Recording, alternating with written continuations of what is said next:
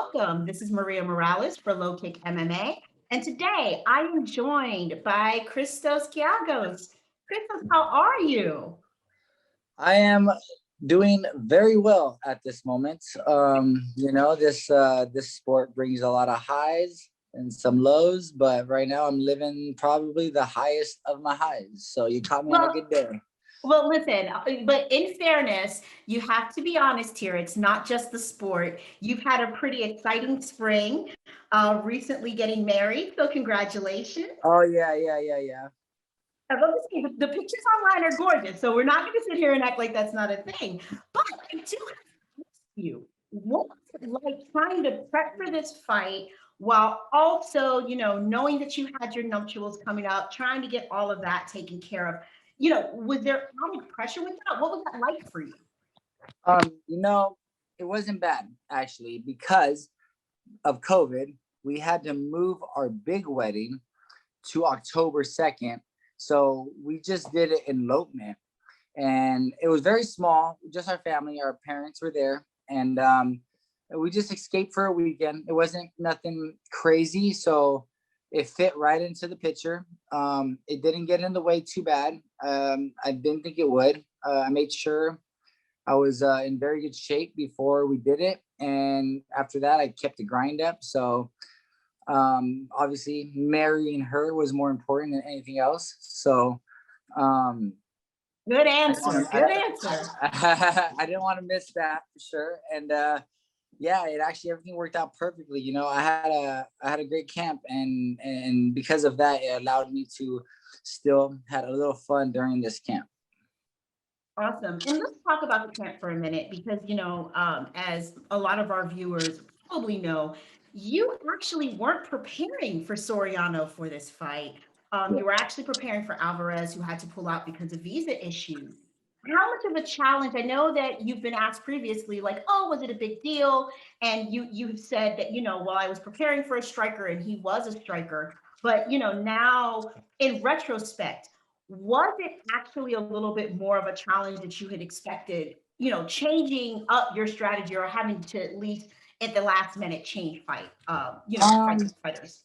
that's a good question. It's an odd one because I initially I thought my original opponent might have been a little tougher since he won his last 3 out of 4 fights in the UFC and they're all finishes. So I was like, okay, maybe I got an easier fight. But this cat's coming off a 3-fight win streak as well, and with 2 Right. finishes, and one of them was a UFC veteran.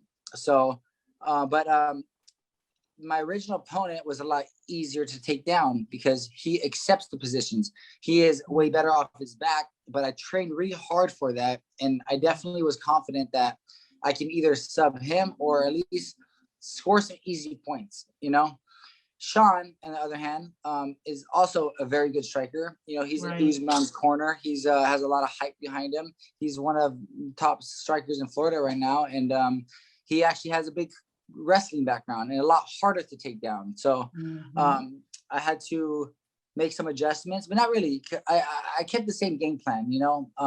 I was gonna strike, maybe try to finish him on the feet or finish him on the ground, just like my last opponent. So that was the same. Just I sparred with a lot of taller fighters this camp. So maybe my distance was a little off. I wanted to go to the body a lot to draw him in. But Sean was a lot better, I feel like, at evading strikes and capitalizing on my mistakes, which I don't think my last opponent would have done. So it was a very different fight. Actually, I think Sean might have been a little tough for me. Who knows? He did hit me with some big shots. I feel like there's a couple things I still need to work on, but I'm just glad he took the fight. The coaches were very happy that I took the fight. So in my head, I'm like, is he supposed to be a better deal? Like, what's going on? So, but everything ended up working out well. And I wish him the best. I hope he has a long career. I know this is his second chance. I'm somebody who's coming off a second chance as well. So I wish him the best. And I think he'll do big things in the 145-pound division. Absolutely. And it's funny that you said that because I wanted to ask you about that. With this being your second stint in the UFC, a lot of people don't even get a first stint. And here you are, kind of the second time around. What overall has been different in the experience for you this time as opposed to the first time you were in the UFC? Well, one is I never thought that I deserved to get cut. I never lost 2 in a row in the UFC. Right. Um, they actually re-signed me, kept me on for 6 months, and then cut me with a bunch of other fighters. So knowing that, I was like, man, I didn't deserve to get cut. So I just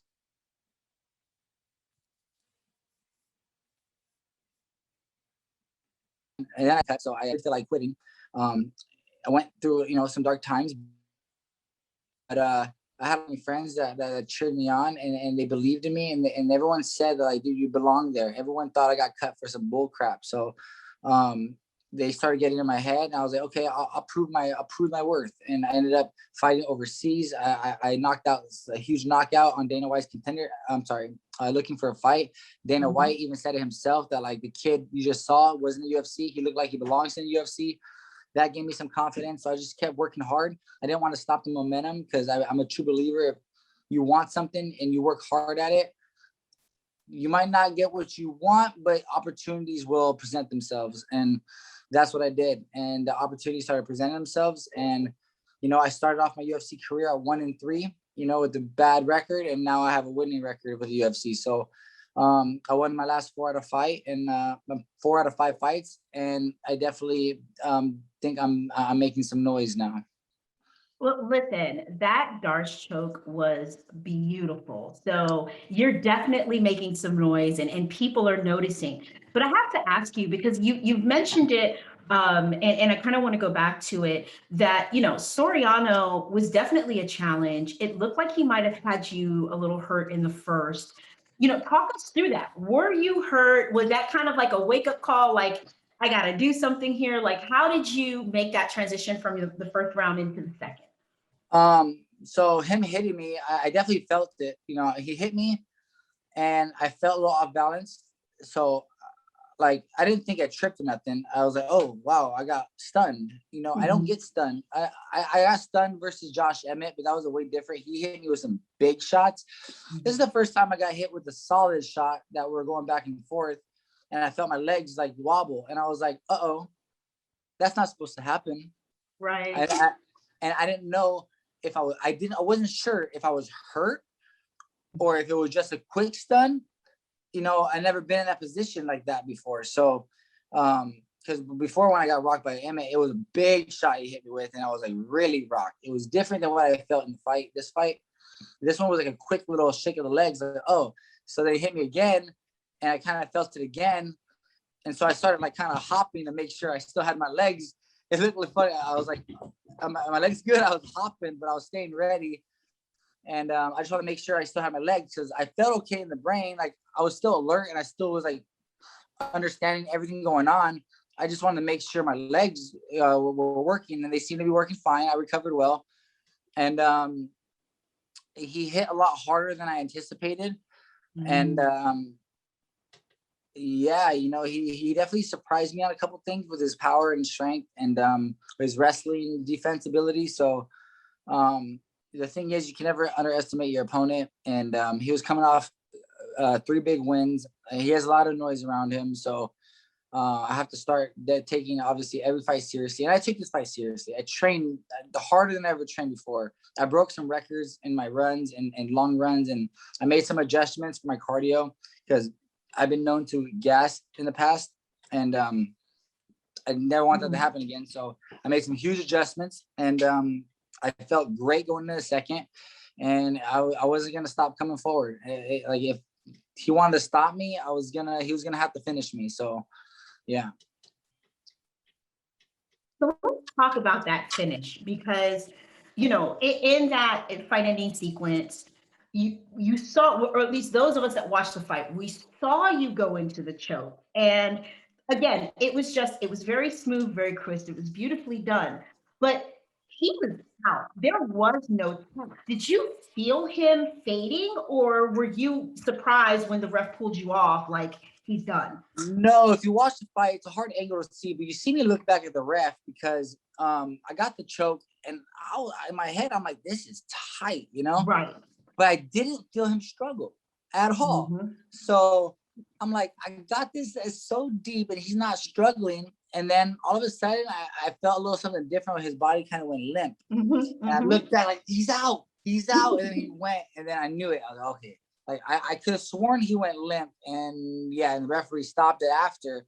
And then it made the choke a little bit sweeter. I'm not gonna lie, it's my first time putting somebody to sleep in a fight after 27 fights. I put people to sleep in practice, never in a fight before, so it felt good. But I also, can't help but feel bad. But I hope he turns it around and makes some noise as well. Absolutely. And if nothing else, you can look at it as you giving yourself a late wedding gift with that finish, because it really was a beautiful choke. So let's talk about the rest of the year, right? As you've already shared, you are hoping to have your big wedding in October, but you're starting to make a little bit of noise in this division that is just stacked with killers. You mentioned before that you were hoping to maybe get to, break into the top and get a top 15 contender. Is that the way that you want to go? And who would be that person in the top 15 that you'd be eyeing for first? I don't think a top 15 contender is the next one. I think I have to do a little bit more. And that's why I called out Donald Cerrone, because I feel like if I can get past a big name that's outside the top 15, it can definitely give me that next stint in the top 15. So I think I just have to, I want Donald because I've always wanted to fight him. I love watching him go, and I think it'd be a true test to my ability. And I think after that, if I can get through Donald, then I can make my next one versus a top 15 contender, but I already fought top 15 contenders. I fought Charles, I fought Gilbert Burns, I fought Josh Emmett, all in the top 10, top 5 maybe at that. So I definitely know I can hang with these guys. I just keep making little improvements to better my skills, and just keep fighting, because there ain't nobody that can put in front of me that I won't fight, because I've already fought some of the best. That you have. And you've mentioned that you want to just keep making improvements. I'm sure you and your team have probably had an opportunity to watch the full fight. And I mean, the finish was the finish. There's no question about that. But was there anything that you walked away after watching the fight thinking this is really an area that I need to be focused on as I continue to train and evolve? Absolutely. Actually, it's funny. The thing that happened to me in the fight that he kept capitalizing was something that I feel like I've gotten a lot better at. I tend to kind of overreach sometimes and leave my back foot and not bring it with me. And when I do that, it's harder for me to get back as fast. And I think he was able to just get out of the way of my punches and come back and attack me when I was being slow at pulling back. And that's something I'm continually working on. But I did a lot better with it this fight. I wasn't as off balance as I feel like I was. When I heard him early, I didn't rush him. I feel like there's things I'm doing that's getting me a lot better. It's making me more mature, but obviously I think I still need to work them and continue to bring my back foot with me, because I do it in practice, but even sometimes in practice it's happening. If it happens in practice, you can count on it happening into a fight. Exactly. So I just have to keep drilling it to the point where I'm just doing it more natural, so I don't make those mistakes, and I just got to keep improving the little things. I can easily look at this fight and say I won. I don't need any help, but I look at my wins the most, because because people are going to study my film and they're going to see how they can fight me, and if I don't correct these things, people are going to learn how to beat me, and I just got to stay one step ahead of them. Absolutely. And so, I mean, well, as we've talked about, you took a little bit of damage in this fight, but relatively healthy coming out of this win. How soon do you see yourself getting back in the gym, and how soon would you like to be back in the octagon? I'm fine, actually. There's nothing really wrong with me at all. I just a little scratch. So I'll probably train like light this week to get my body kind of back to breaking the sweat. And I'm just going to take today until Wednesday off. And also I'm going to be going to Florida on Monday next week to kind of scope it out a little bit. So I'm I'm gonna get into working out this week. I don't want to take time off, too much time off. I want to continue the grind. But as far as getting back into the cage, I think it all depends on who they offer me. If they give me the Cowboy fight, he might want a little time off. So I'm okay with waiting until like September to do that fight or somewhere around then. It'd be great. I don't mind taking time off. I'm going to be moving to Florida in 2 months, so it actually would work in my favor. But if they also give me a good opportunity for something else and I like what I see, who knows? I think it all depends on what happens next, you know? Gotcha. So two more quick questions for me. Since you're moving to Florida, are we looking at a camp change or just nicer weather? That's well, it's more for my wife. She got a great opportunity with her job to go out there, and I think it's a great thing for us to kind of be on our own and do our own thing. It's not permanent. We do want to raise our family back here in California. It's just a temporary thing, and also I kind of want to invest in some property out there. So there's just some things I want to do, and plus, I don't know about a camp change just yet. I do want to talk with the guys at ATT and that other gym. I keep forgetting the name. The one Michael Chandler, the guy I just fought, trains there actually. But is it Stanford? Yeah. Stanford. Yep. So I want to talk to. I actually know the coach there. He came up to me before the fight, and he was excited to watch this guy fight against me because I fought a couple of his guys. So I talked to them. The only thing is, I do things a little differently. I don't like sparring hard anymore. I do want to try to save my head as much as I can. I know how I fight. I go out there, I give it my all. I've had my wars at the gyms, so I don't need to spar hard. I like sparring, but as long as it can be controlled, I'll be okay. If I go to the gym and I feel like they go too hard, I'm not trying to be like, a pussy or anything, but some of the top guys don't even spar. Donald Cerrone, Max Holloway, they don't spar anymore because you gotta save yourself. You gotta save your body and save it for the fight. I'd rather save it for the fight.